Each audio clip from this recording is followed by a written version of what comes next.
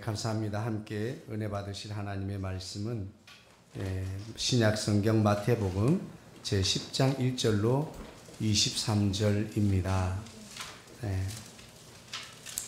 하지만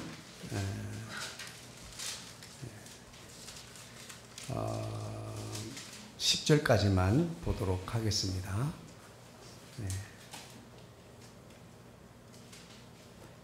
우리 함께 합독할까요? 오랜만에 다 같이 함께 합독하겠습니다. 시작.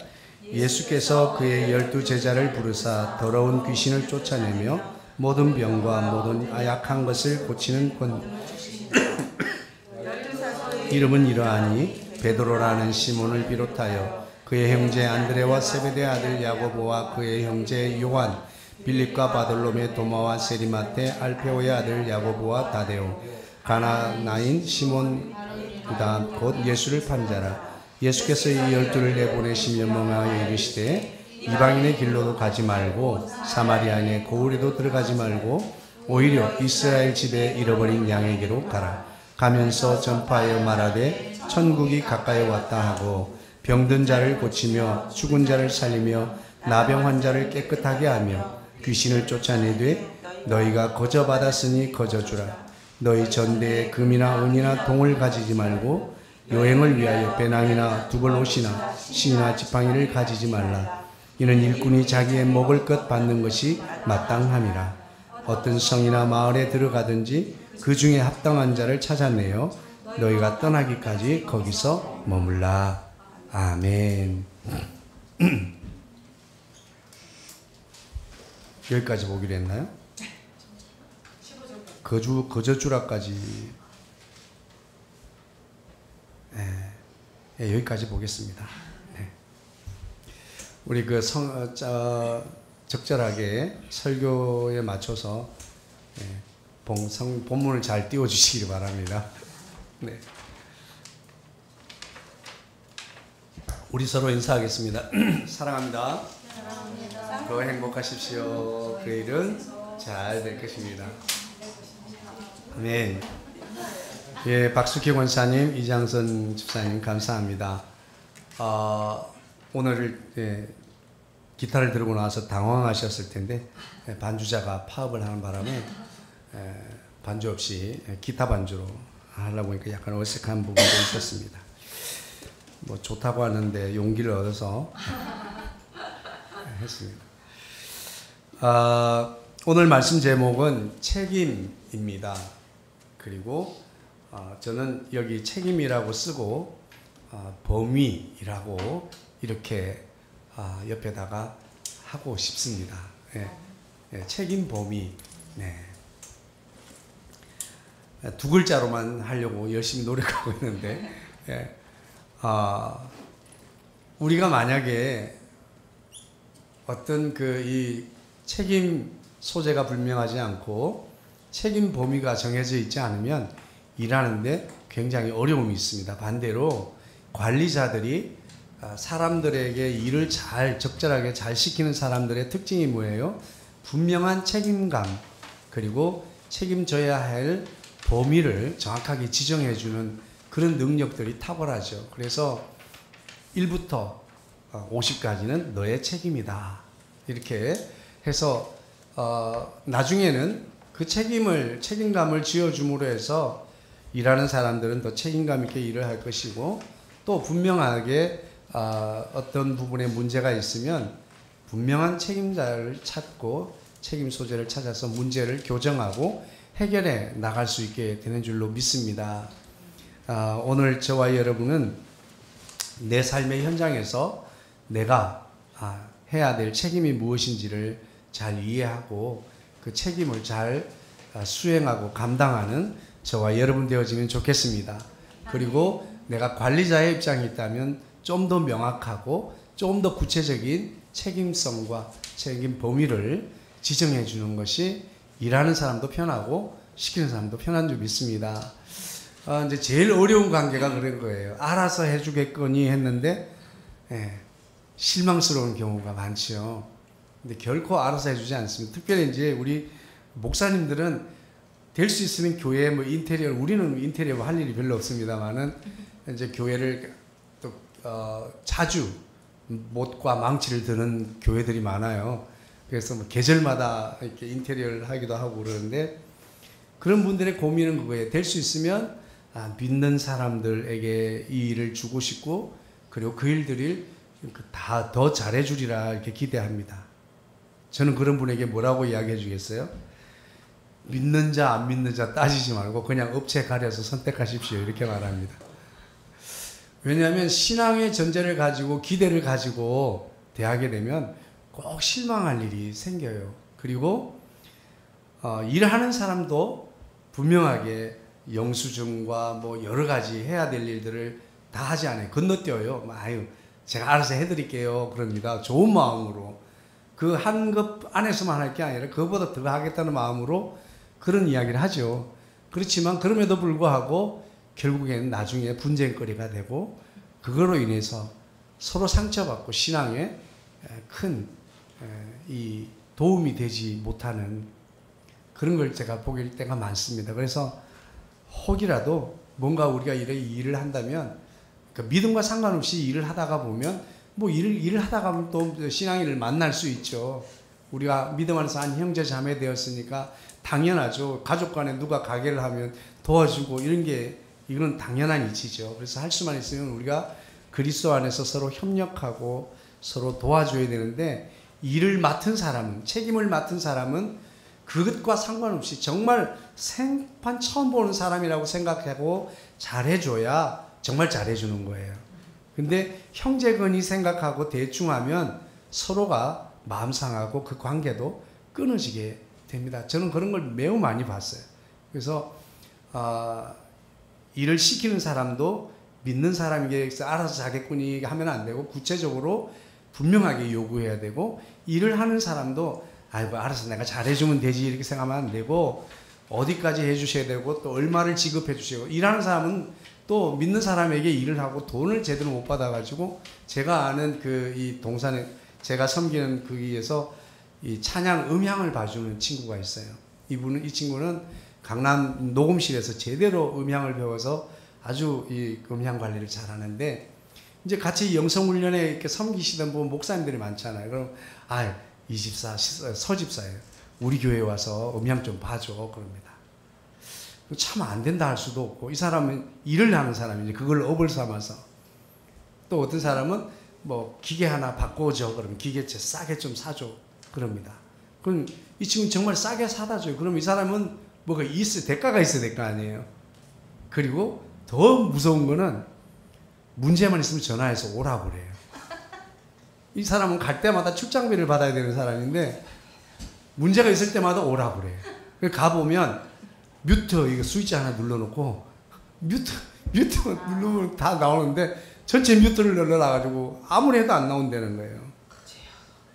그러니까 그런 너무 답답한 일이 많죠. 그래서 우리가 책임 소재, 책임 범위, 한계 이런 것들을 명확하게 하면 좋겠습니다. 할렐루야. 우리 신앙생활도 마찬가지예요.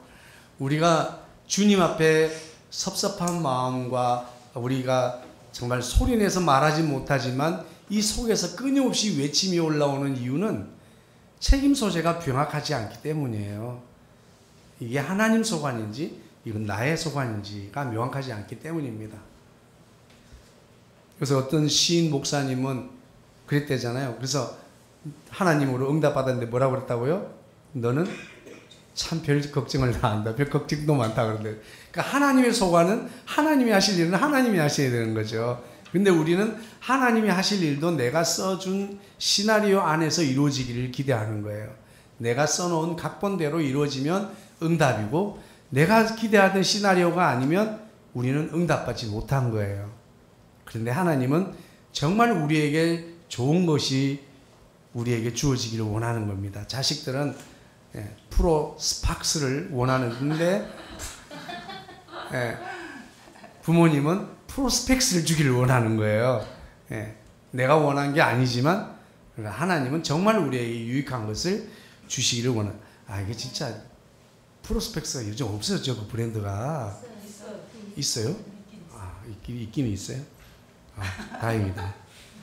갑자기 지금 자신 있게 말했는데 말해놓고 보니까 이거 없으신 것 같은데. 오늘 예수님께서는 제자들을 부르셨어요. 그런데 제자들을 부르시기 오늘 10장 앞절에 보면 예수님께서 무엇을 말씀하시냐면 두루 다니시면서 예수님의 두루 다니는 사역이 있잖아요. 두루 다니며 말씀을 전하고 고치고 그리고 치료하는 말씀 선포, 귀신을 쫓고 가르치고 전하고 고치고 가르치는 삼중 사역을 하시고 그렇게 다니다 보니까 사람들이 너무 불쌍한 거예요. 그래서 무리들을 보시고 뭐라고 그랬어요?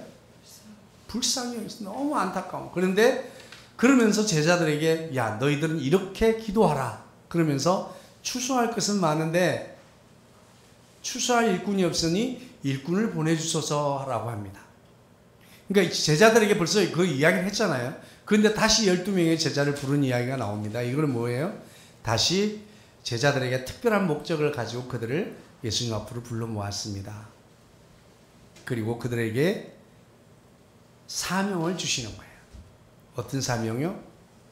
예수님이 그들 보고 기도하라고 그랬죠. 일꾼을 보내주소서라고 했는데 그 응답으로 그 제자들이 일꾼이 되도록 하기 위해서 사명을 주십니다. 여러분 언제나 우리가 일꾼을 보내주소서라고 기도하면 그 응답의 일꾼이 바로 우리 자신이 되어야 될 줄로 믿습니다. 예. 예수님은 이렇게 말씀하십니다. 그렇게 그들을 부르셨는데 그냥 부르시는 것이 아니라 분명한 목적을 가지고 부르시는 거예요. 그리고 그들에게 명확하게 구체적으로 해야 할 일들을 아주 세세하게 말씀해 주십니다. 너희는 가서 천국이 가까웠느니라고 전해라. 그리고 너희들은 귀신을 쫓아내고 모든 병을 고치고 모든 약한 것을 고치는 그 사역을 통해서 그들에게 복음을 전하라고 말씀합니다. 그런데 그들을 그냥 보내지 않고 그들에게 그런 권능을 함께 부어 주시는 것입니다. 할렐루야. 오늘 저와 여러분에게도 주님은 오늘 이 주일 예배를 통해서 우리에게 그런 권능과 권세와 권위를 부어 주신 줄로 믿으시길 주의 이름으로 축복합니다. 우리는 보통 사람들이 아니에요. 우리는 보통 사람이 아닙니다. 예수 그리스도 안에 있는 특별한 성도인 것을 믿으시기를 주의 이름으로 축복합니다.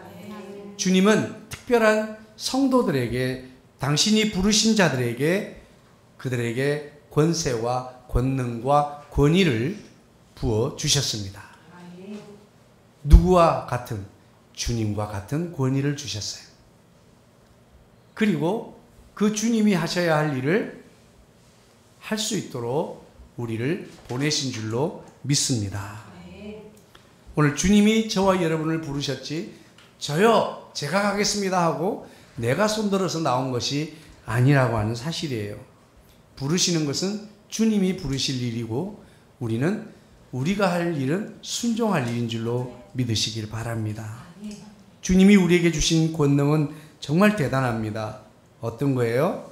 귀신을 쫓아내는 권능을 주셨어요. 그리고 모든 병을 고치는 그리고 모든 약한 것을 고치는 권능을 주셨습니다. 그 제자들에게만 주신 것이 아니라 오늘 이 성경이 기록된 마태라고 하는 제자가 기록한 이 복음을 통해서 이 복음을 대하는 모든 이들에게도 동일하게 이런 은혜와 은사를 부어주신 줄로 믿습니다. 그런데 이런 은사는 언제 발현되는가 하는 거예요. 이것은 바로 그 전도의 현장에 있을 때 비로소 이런 권세와 권능과 권위는 발현되게 되는 줄로 믿습니다. 예수님은 우리에게 사명을 주셨고 우리에게 어딘가 보낼 곳이 있기 때문에 우리를 부르셨습니다. 그들에게 구체적인 사명을 주셨는데 한마디로 말하면 하나님의 통치를 받으라고 선포하라고 말씀하고 있습니다. 하나님의 통치를 선포하라고 말씀하고 있습니다. 하나님의 통치가 이루어지는 상태는 과연 어떤 상태일까요? 그 어느 것도 불완전하거나 실현되지 못한 것이 없는, 모든 것이 적절한 관계를 맺고 있는 상태를 말합니다. 한마디로 말하면 이 상태를 평화, 샬롬의 상태를 말하는 거예요. 할렐루야. 전쟁이 끝이 나고 불화가 끝이 나고 평화가 이루어진 상태, 그것을 말합니다. 하나님의 통치가 이루어지면 샬롬의 은혜가 임하게 되는 줄로 믿습니다. 하나님의 통치가 이루어지면 하나님의 창조 목적이 실현되는, 그야말로 진정한 의미로서의 선, 의, 토브라고 하는 상태가 되는 거예요. 처음에 창조하신 하나님의 창조 목적대로의 상태를 회복하게 되는 줄로 믿으시기를 주의 이름으로 축복합니다. 하나님의 통치가 임하면 샬롬의 은혜가 임합니다. 하나님의 통치가 임하게 되면 토브의 은혜, 좋은 상태, 의로운 상태, 선한 상태, 하나님이 창조하신 최초의 목적으로 이루어지게 되는 것입니다. 그리고 하나님의 통치가 이루어지면 모든 속박, 특별히 죄로 말미암은 속박으로부터 자유로운 상태, 구원이 이루어지게 되는 줄로 믿습니다. 예수아라고 하는 예수 그리스도, 구원자, 이분을 통해서 구원의 은혜가 임하게 될 줄로 믿습니다. 이 땅에 예수님이 오셨고 비로소 하나님의 통치가 이제 받아들이기만 하면 하나님의 통치 속에 들어오게 되고, 하나님의 통치가 임하게 되면 샬롬의 은혜, 토브, 예수아의 은혜가 이루어지게 되는 줄로 믿습니다. 우리는 하나님의 통치가 이루어질 때 이것을 우리는 기독교 신앙이 받아들였고 그대로 전하고 있습니다. 이것을 뭐라고 그래요? 복음이라고 그래요. 좋은 소식이라고 그래요. 굿뉴스, 유앙겔리온이라고 합니다. 오늘 우리는 좋은 소식, 복된 소식을 전하게 되기를 주의 축복합니다. 복음이 왜 좋은 소식이고 복음이 왜 기쁜 소식이에요? 하나님의 통치가 이루어지기 때문입니다. 할렐루야. 하나님의 통치가 이루어지면 샬롬이 임하고, 하나님의 통치가 이루어지면 진정한 의로서의 토부가 있고 하나님의 구원의 은혜가 나타나게 될 줄로 믿습니다. 그러면서 예수님께서는 제자들에게 모든 마을을 다니면서 이 하나님의 통치가 임했다라고 선포하라고 말씀하고 있는 것이에요. 이 말씀은 이사야 57장 7절로 10절에 있는 말씀, 그 예언들이 구체적으로 실현되어서 그것이 예언으로서가 아니라 이 땅에 예수님이 오심으로써 이제 너희에게 가까이 임했다라고 선포하라고 말씀하고 있는 것입니다. 오늘 본문은 사도들의 사역이 예수님 당신의 일의 연속임을 분명히 가르쳐주고 있습니다. 그 제자들에게 말씀하라고 했던 메시지는 세례 요한이 선포했던 말씀과 예수님이 선포했던 말씀과 정확하게 일치합니다. 그것이 무슨 말씀이에요? 천국이 가까이 왔다. 할렐루야. 5절로부터 8절 말씀에 정확한 책임 범위 그리고 구체적인 그들의 행동 강령을 가르쳐 줍니다. 예수님께서 12를 보내시면서 명하여 이르시되 이방인의 길로도 가지 말고 사마리아인의 고을에도 들어가지 말고 오히려 이스라엘의 집에 잃어버린 양에게로 가라.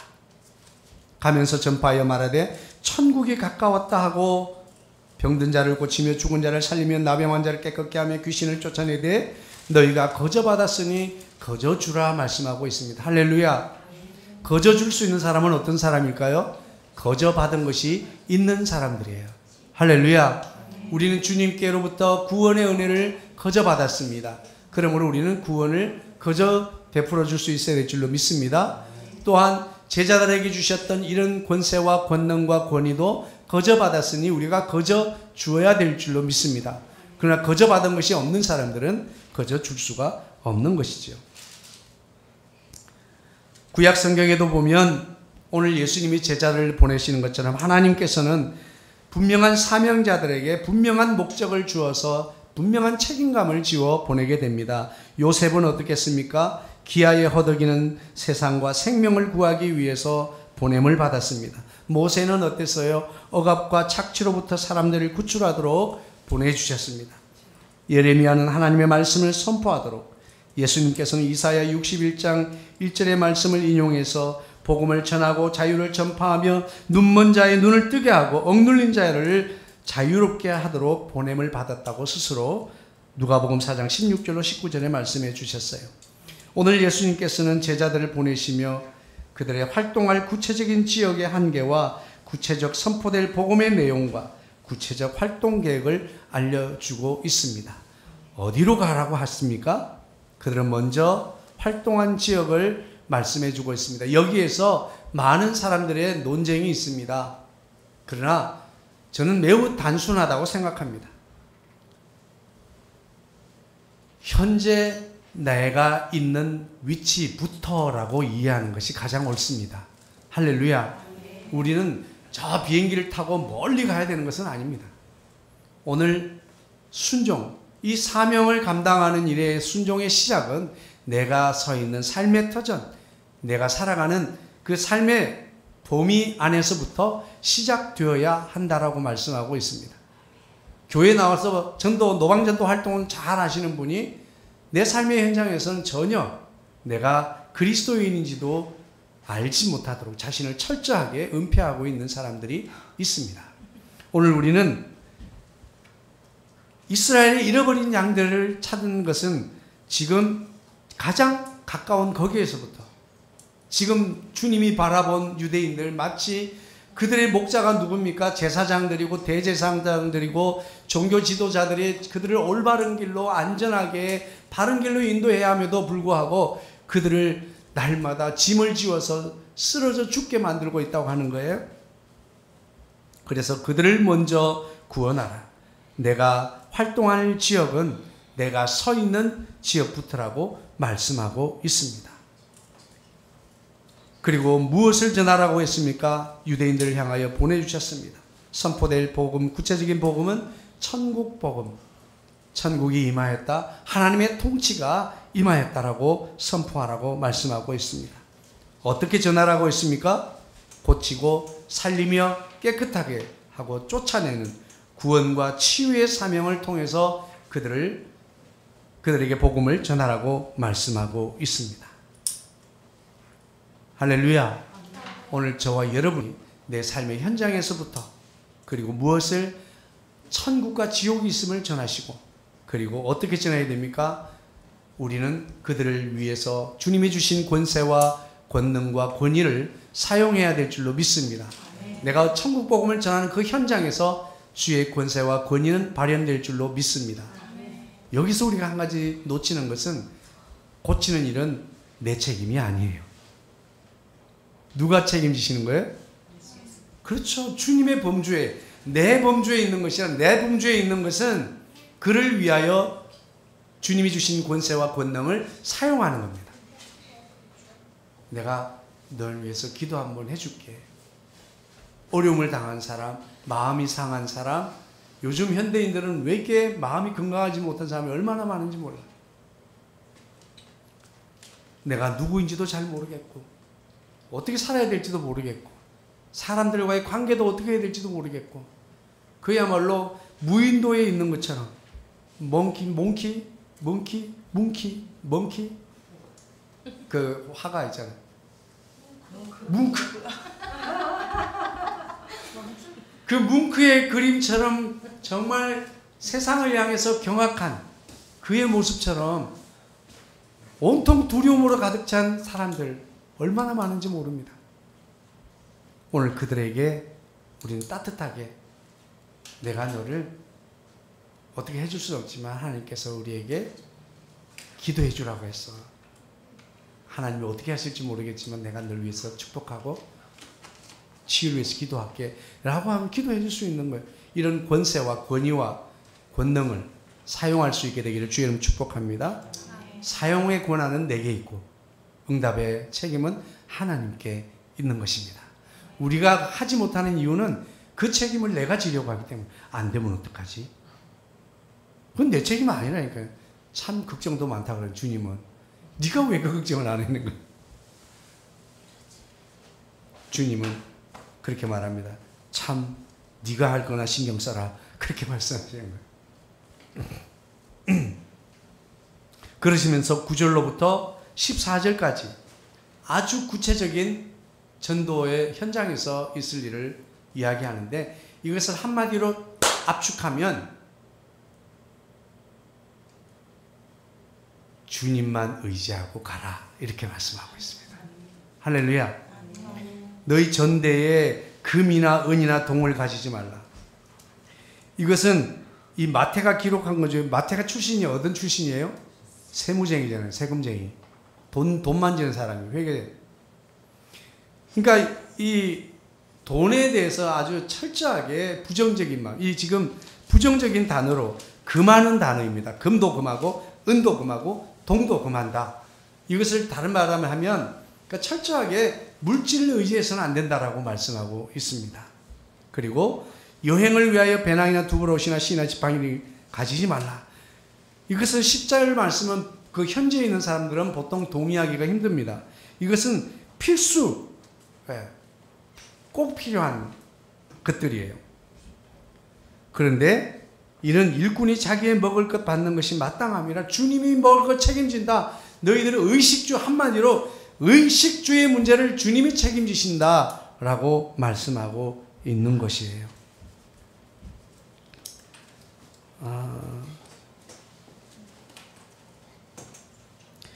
우리가 이렇게 그 행복 지수를 이야기할 때 동남아의 가장 가난한 나라들이 행복한 거, 행복 지수가 높은 것에서 우리는 의외라고 생각을 합니다. 여러분은 부자로 사는 게 잘 사는 거예요? 가난하게 사는 게 잘 사는 거예요? 저는 부자로 사는 것이 굉장히 위험하다는 것을 실감한 사람입니다. 저는 그런 생각이 있었어요. 내가 있는 곳이 내 삶을 결정한다. 그래서 나는 내 신분을 상승하기 위해서 부자들이 노는 데서 놀아야 되겠다. 그랬습니다. 그래서 80년대에 우리나라에 처음으로 레저가 뭐예요 할 때, 레저 스포츠가 뭐예요? 수상 스키가 뭐예요? 윈드 서핑이 뭐예요? 패러글라이딩이 뭐예요? 스노우 스키가 뭐예요? 할 때 그 일을 했어요. 그러면서 부자들 사이에 있으면서 그분들을 매 주말마다 뭐 리조트로 또 뭐 이렇게 데리고 다니면서 같이 이제 하는 거죠.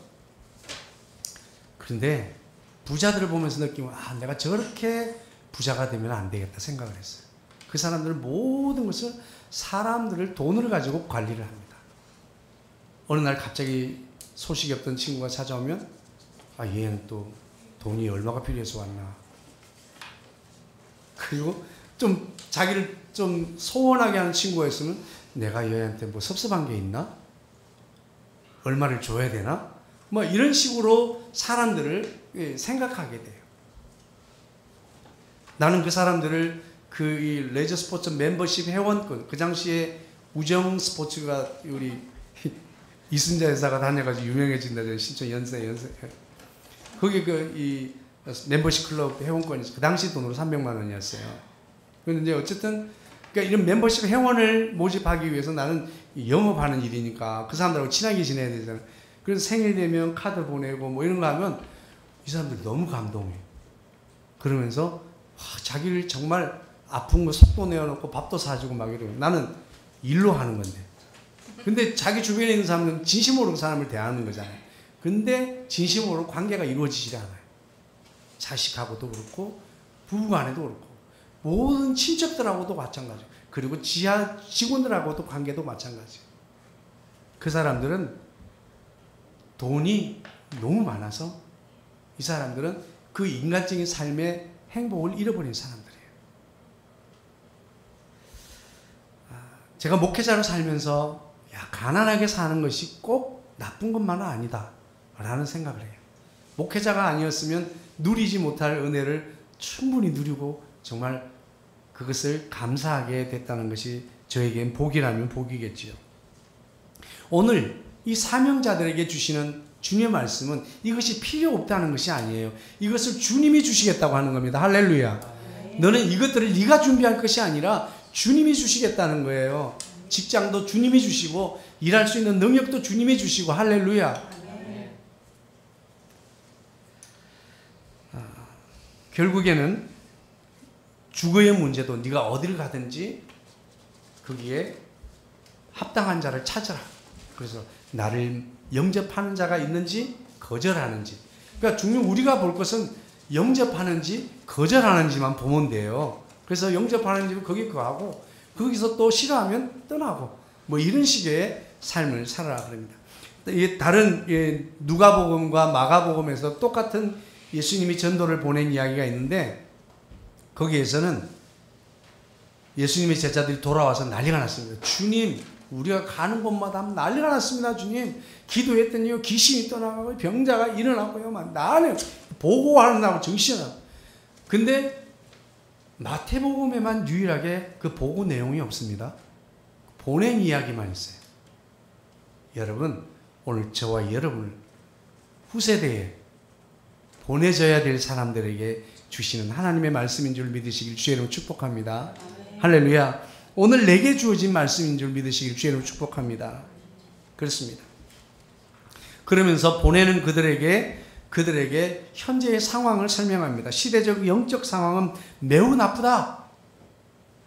너희들이 지금 가야 하는 이 백성들에게 나아가는 이 시대적인 상황은 매우 나쁘다. 영적 생명이 위태로울 만큼 안전하지 않은 곳으로 제자들을 보내신다고 말씀하고 있습니다. 그 표현은 마치 순전한 양들을 포악한 이리들의 무리 가운데 보내는 것 같다고 말씀하고 있어요.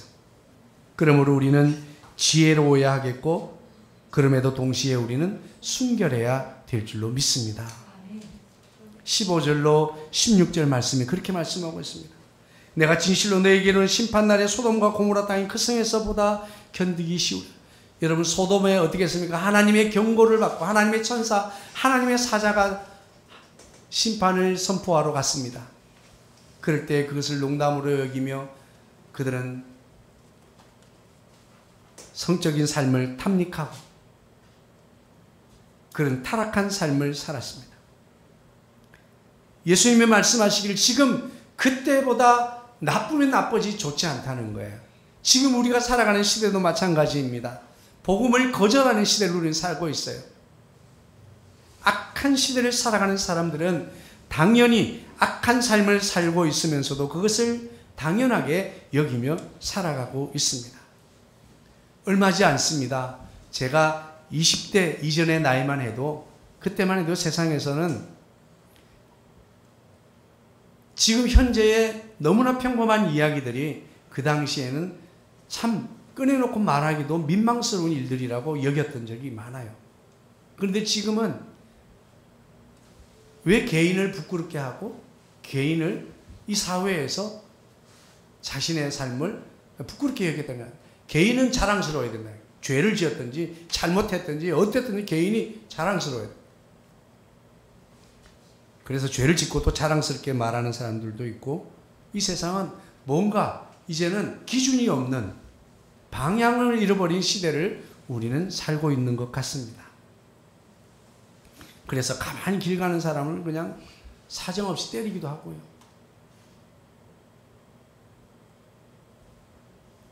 사람을 죽여보고 싶다고 죽여보기도 하고. 이게 말이나 됩니까 이게. 근데 실제 상황이에요. 현재 우리나라에서 진행되는 상황입니다. 그리고 그 사람들을 상가라고 말씀하고 있습니다. 그 사람들은 복음을 거절할 뿐만 아니라 우리를 핍박할 것이다 라고 말씀하고 있습니다.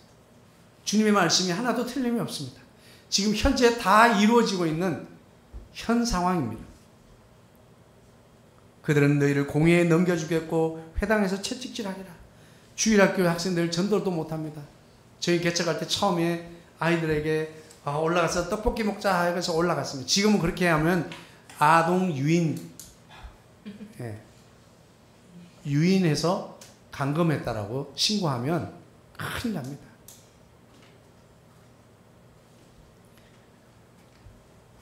아이들이 태권도 도장에서 쭈쭈바, 그러니까 브랜드도 없는, 그냥 아무 브랜드 상품도 없는 그 쭈쭈바를 반 잘라서 이렇게 주면 관장님 감사합니다 받아서 먹고 갑니다.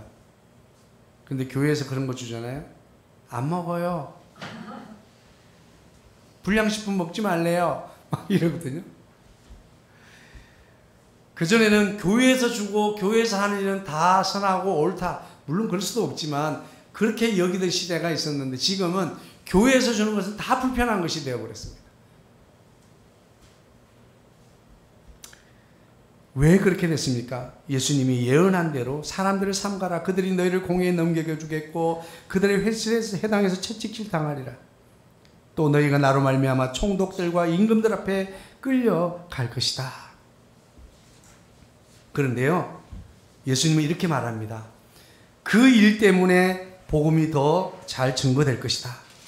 그들이 너희들이 총독 앞에 쓰고 임금들 앞에 끌려가게 되면 그들의 공적인 장소에서 너희들이 복음을 선포할 수 있는 기회가 생길 것이다 라고 말하고 있는 것입니다. 오늘 제자들에게 예수님이 하신 말씀을 9절부터 18절까지의 모든 말씀을 한마디로 우리가 압축한다면 따라합시다. 염려하지 말라. 네. 너는 참 걱정도 많다. 염려는 내 책임이다. 너는 불편하면 불편한 대로 살고 편하면 편한 대로 살고 여유로우면 여유로운 대로 살고 부족하면 부족한 대로 살고 그 가운데서 내 형편에 맞게 순종하라 하는 것입니다. 할렐루야. 주님은 어떤 상황에서도 우리가 당황할 일이 없다고 말씀하고 있습니다. 심지어는 내가 잡혀가서 어떤 말을 하는 것이 가장 지혜로울까 염려하지 말라고 말씀합니다. 우리의 책임은 예수님의 스피커로서의 책임입니다. 할렐루야. 이 스피커가 여기서 다른 소리를 내면 되겠어요? 안 되겠어요? 너는 참 걱정도 많다라고 할 겁니다. 19절로 20절 말씀에 성령님이 책임지신다라고 말씀하고 있습니다. 우리는 가끔씩 복음을 전하다가 싸워요. 왜 싸웁니까? 설득하려고. 설득은 내 책임이 아니에요. 누구 책임이에요? 네, 성령님이 책임이에요. 성령님이 하실 일이에요. 그 사람은 구원받은 사람이 되고 안 되고는 성령님의 책임입니다. 그래서 우리는 그 책임까지 내가 지려고 하다가 보니까 전도를 못해요. 우리는 전하는 것이 내 책임입니다. 하나님의 통치 속에 들어오면 샬롬이 임한다. 하나님의 통치 속에 들어오면 토브, 진정한 좋은 상태가 된다. 샬롬의 은혜, 토브, 예시와 구원의 은혜가 있다. 현재 내 삶에서 구원받을 뿐만 아니라 지금 우리가 자각하지 못하는 죄의 문제에서부터 우리는 자유로워진다. 이런 말할 수는 있잖아요. 너 어떻게 하냐? 성경에서 그렇게 말하더라. 주님의 말씀이야. 그럼 끝. 내가 할 것, 내 책임 끝. 동의하십니까? 네. 여러분, 책임관계를 명확하게 살아가면 우리는 내 일터에서도 나는 자유롭고 그리고 우리가 믿음 안에서 살아가는 삶 또한 우리가 삶이 명쾌해질 줄로 믿습니다. 언제나 안개 속과 같이 희미한 것 같이 내가 신앙생활을 어떻게 해야 되는지를 명확하지 못하게 하는 이런 모든 것들은 사단의 꾀임입니다. 야, 아침에 말하는 건 좋아하지 않아. 아침에 보통 출근해서 커피타임 하면서 어제 예배 드렸는데 너무 은혜스럽더라. 야, 정말 감사. 무슨 일인데? 어떤 일이 있었는데? 궁금하게 물어보게끔 해야 되는데 아침에는 안 좋아해. 그런 이야기 하면 안 돼. 점심 먹고 점심 때도 바빠. 퇴근해서 저녁 먹으면서 이야기해야 돼. 우린 그렇게 잔머리 굴리다가 아무것도 못해. 설득의 범주는 성령님의 일입니다. 그리고 주님은 말씀하실 때 끝까지 승리해야 된다고 말씀하고 있습니다.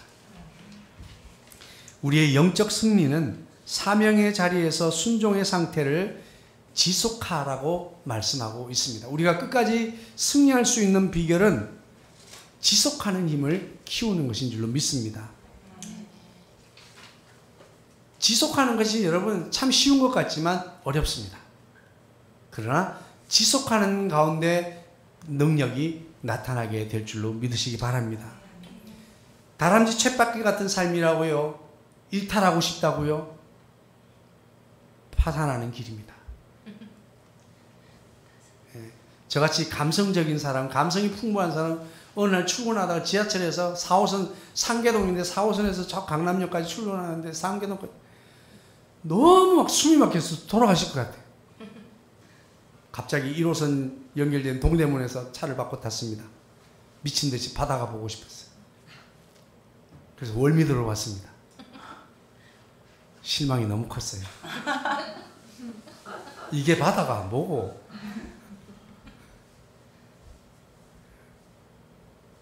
여러분, 그 순간순간 우리의 감성을 따라가다 보면 그 끝에는 마귀가 서 있습니다. 여러분, 감성적이고 낭만적인 것을 쫓아가다 보면 그 끝에는 마귀가 서 있습니다. 그러나 책임과 내 삶의 이 순종의 삶 끝에는 주님이 서 계십니다. 여러분은 어느 길을 달려가고 싶습니까? 지금 현재의 내 삶을 지속하며 순종하는 상태를 계속해 지속해 나가는 것, 이것이 남들이 볼 때 너무 왜 그렇게 사냐 말할지 모르지만 믿음의 삶을 지속하는 것, 이것이 우리가 주님 앞에 서는 비결인 줄로 믿습니다. 주님은 주님의 제자들을 보내면서 마치 전쟁터로 보내는 것 같다고 했습니다. 저도 그렇게 생각합니다. 저는 직장생활도 해봤고 관리도 해봤고 제 손으로 급여 테이블도 짜봤어요. 옛날에는 이런 그 프로그램들이 잘 안 돼가지고 자대고 쭉쭉 끄가면서 그 당시 여직원이 들어와서요, 제가 표를 이렇게 그려주면 그걸로 도스 이렇게 띄워서, 옛날에는 이 APA 드라이브라고 큰 거 있었어요. 종이짝 같은 그거 넣어가지고 한글 띄워서 하면 하루 종일 선 그리게 해가지고 딱딱딱딱딱 이동하는 거 있잖아요. 그러니까 커서로 표 하나 그리고 퇴근했어요. 그런 시대가 있었답니다. 그렇게 했는데 중요한 것은 모든 사람들이 가장 건강하고 그리고 잘 되는 삶의 비결은 자신의 주어진 일을 끊임없이 그 상태를 지속해 나가는 거예요. 공부하는 것도 마찬가지입니다.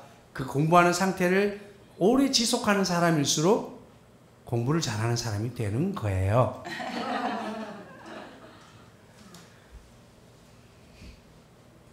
저는 그렇게 생각합니다. 목회를 하는 것도 마찬가지고 내가 기대하고 내가 좋아하는 상태로만 되는 것이 잘 되는 것이 아니라 우리의 상황은 언제든지 바뀔 수 있습니다.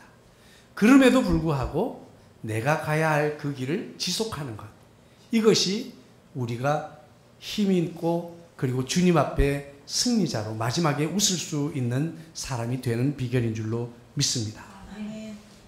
예수 그리스도를 증거하는 최초의 증인들은 지금 예수님 앞에 서 있었던 그 12 제자들이었습니다. 증인들은 세상에 오신 예수님을 보고 그 말씀을 들은 사람들이지요. 예수님께서는 도마에게 말씀하신 것처럼 보지 못하고 믿는 자들은 복되도다 말씀하고 있습니다. 믿음은 직접 보고 직접 들은 자들의 증언을 들으면서 생기는 줄로 믿습니다.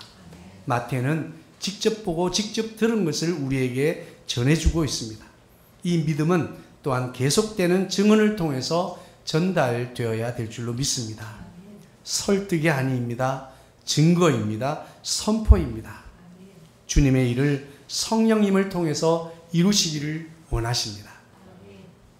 오늘 내 책임은 내가, 주님의 책임은 주님입니다. 여러분, 내가 힘써서 할 수 있는 일은 내 책임입니다. 그런데 내가 힘을 써도 할 수 없는 일은 주님 책임이에요. 동의하십니까?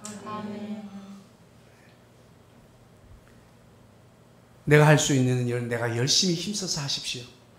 그러나 내가 할 수 없는 일은 주님께 맡기시고 주님의 책임께 맡기기를 주님의 이름으로 축복합니다. 오늘 본문을 통해서 우리에게 주시는 말씀을 정리해 보겠습니다. 오늘 제가 말씀을 준비하면서 은혜 받은 것은 이런 말씀이에요. 나는 선택받은 사람이다. 할렐루야. 오늘 저와 여러분은 선택받은 사람이고 부름받은 사람인 것을 믿으시기를 주의 이름으로 축복합니다. 하나님 나라 천국의 가까움을 선포하는 사명자로 부름을 받았습니다. 천국을 경험하는 것은 하나님의 통치를 경험하는 데서부터 출발하는 것입니다. 내 삶 안에 하나님의 통치가 들어오게 할 때 비로소 완전함이 이루어지는 겁니다. 불완전한 것들이 완전함으로 바뀌는 거예요. 샬롬으로 바뀌고 톱으로 바뀌고 구원으로 바뀌게 되는 줄로 믿습니다. 두 번째로 나는 오늘 이 본문을 통해서 우리는 사명자이며 동시에 또한 제자라고 하는 사실을 발견하게 되었습니다. 제자들은 예수님께 배우는 자들입니다.